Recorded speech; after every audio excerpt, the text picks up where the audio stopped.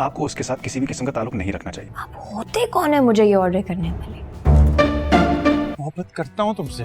तो दोस्तों, drama meme से मोहब्बत में एक वो वक्त भी था जब तलहा ने रोशी को ये बोला था कि तुम मेरी पर्सनल लाइफ से दूर चली जाओ। तुम होती कौन हो कि तुम मेरे हर मामलात में टांग अड़ा रही हो? मेरे मोहब्बत से तुम्हारा क्या लेना देना है? Stay out from my home, stay out from my personal life. ये वो पता नहीं क्या कुछ बोला था और इतना बेइज्जत करके वहां से रोशी को निकाला था कि तुम कल से मेरे ऑफिस में नहीं आओगी, तुम कोई जॉब नहीं कर रही, तुम्हें मैंने यहाँ से दफा कर दिया है, तुम्हें शर्म नहीं आती। पता नहीं क्या कुछ बोला था भाई। और उसके बाद हमने अपनी रोशी की हालत देखी थी, कितना रो रही थी, चीख रही थी और किस फेस से इतना मुश्किल वक्त उसने काटा था। एक ऐसी लड़की जो हर वक्त हंसती मुस्कुराती रहती है, दूसरों को हंसाती है, वो खुद एक कमरे में बंद हो गई। उसको कुछ पता नहीं चल रहा था कि मैं क्या कर रही हूँ। एक वो वक्त था, मैं उस वक्त की बात कर रहा हूँ जब तला पता नहीं क्या फड़फड़ा रहा था सबीका के आसरे पे। पता नहीं उसको सबीका ने एक बार तो उसको इतना धुतकारा, रिंग उसके मुंह पे मारी, फिर दोबारा आई और उसके प्यार के नशे में या जिद में या अनाब में पता नहीं इतना हवाओं में उड़ रहा था। अब हालत चेक करो अब तला की। अब वो वक्त आ चुका है। अब की बात कर रहा हूँ कि रोशी ने बोला है तला को, तुम कौन होती हो मेरी जिंदगी में अब बात करने वाले? मैं किससे शादी करूं, किसके साथ घर बसाऊं, जो मर्जी करूं, तुम क्यों? तुम्हारा बनता क्या है भाई? तेरा क्या रिश्ता है मुझसे? तो हो गई ना भाई वो वाली जो होनी चाहिए थी तला के साथ। अब अपने बाप के सामने बैठ के भी कह रहा है कि मेरा सबीका से कोई तलाक नहीं है भाई, मैं आज ऑफिस नहीं जा रहा, मैं आप लोगों के साथ बैठना चाहता हूँ, आपको टाइम देना चाहता हूँ, मैं बोर नहीं हूँ, मैं सैड नहीं हूँ, I am a happy man. और आगे से कहता जनाब ये मिठाई किसकी है, कहाँ से आई है? भाई रोशी की आई है। रोशी की बात पक्की हो गई है। तो फिर हो जाता है परेशान, उसको अपनी औकात अपनी वैल्यू का अंदाजा हो रहा है भाई।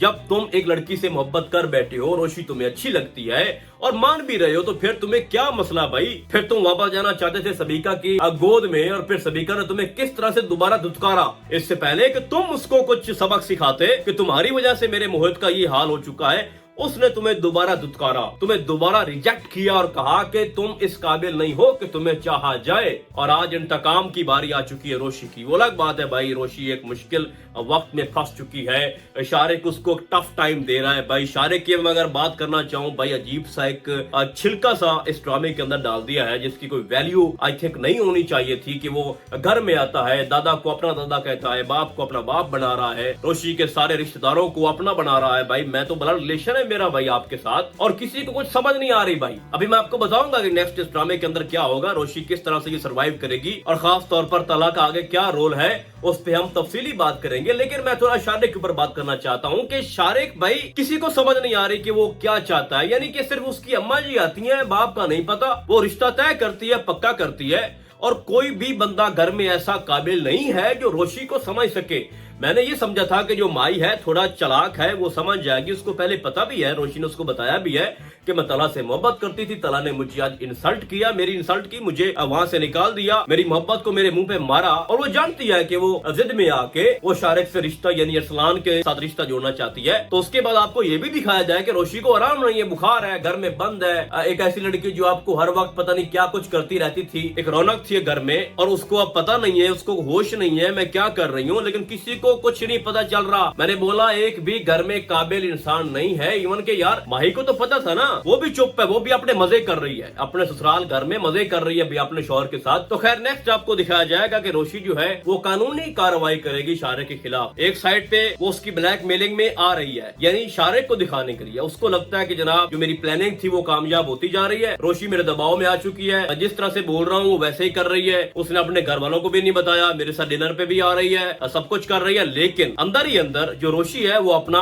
कार्ड इस्तेमाल कर रही है, उसने कानून का सहारा लेना है, वो शिकायत वहाँ पे दर्ज करेगी। उसके बाद आपको बड़े अच्छे से दिखाया जाएगा कि कानून अपनी हरकत करेगा। मैं ड्रामे की बात कर रहा हूँ, ठीक है, और वो शारिक तक पहुंच भी जाएगा, उसकी सिम, उसका फोन, जितना भी उसके पास डेटा है वो उसको ब्लॉक कर देंगे। ये इतना जल्दी नहीं होगा, ड्रामा थोड़ा सा आगे लेके जा रहे हैं, ड्रैग कर रहे हैं, और मेरे ख्याल में कुछ अननेसेसरी पार्ट्स भी हैं इसके अंदर, सीन है जो कि दिखाए जा रहे हैं, अगर उनको कम दिखाया जाए तो ज्यादा बेहतर होगा। अब उसके बाद जब पता चलता है हमारे तलहा को कि ये तो जिद अना में आके शारिक से शादी करना चाहती है, जिस शारिक ने इसको पहले फंसाया था, उसके बाद वीडियोस हैं, क्या वो शादी करने के बाद उसको सुकून से रख पाएगा? यानी तलाक को तो भाई ये कंफर्म है ना कि शारे की कोई अच्छी नीयत नहीं है, लेकिन तलाक चुप करके नहीं बैठेगा। उसने ये भी बोल दिया अपने बाप को, भाई जो लड़की तुम्हें मिलती है, जिससे तुम शादी कराना चाहते हो, मैं तैयार हूँ। तो उसकी जो हिम्मत है वो जवाब दे चुकी है, तलाक की जो अकड़ थी वो खत्म हो चुकी है। तो अब क्या करेगा कि वो बैक पे ना रोशी की हेल्प करेगा। तो इस तरह करके आगे जो चीजें हैं वो सारी एक्सपोज होंगी, स्पेशली जो शारिक को लेके। रोशी जो है ना वो चाहती है कि ये बात मेरे घर वालों तक ना पहुंचे, मैं खुद से ये सब कुछ हैंडल कर लूं।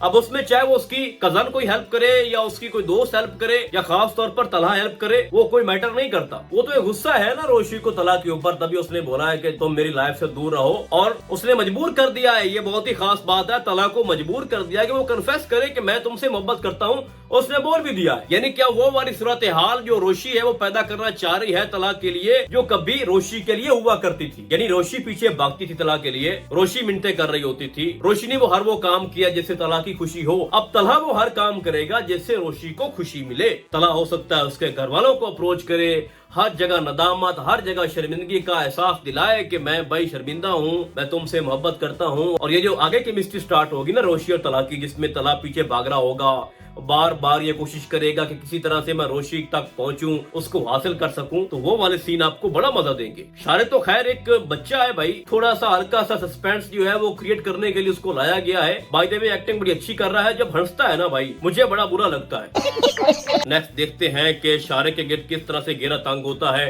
तलहा किस तरह से रोशी को अप्रोच करता है। नो डाउट कि आने वाली स्टोरी बहुत ही ज्यादा पावरफुल है। बाकी आपको क्या लगता है नेक्स्ट क्या हो सकता है और कौन कौन मेरे इस रिव्यू से एग्री है, आप लोगों ने मुझे कमेंट्स में नहीं बताना है। तो फिलहाल आज के लिए बस इतना ही, हम आपको बहुत जल्द मिलेंगे किसी और ड्रामे के नए रिव्यू में। तब तक के लिए अल्लाह हाफिज।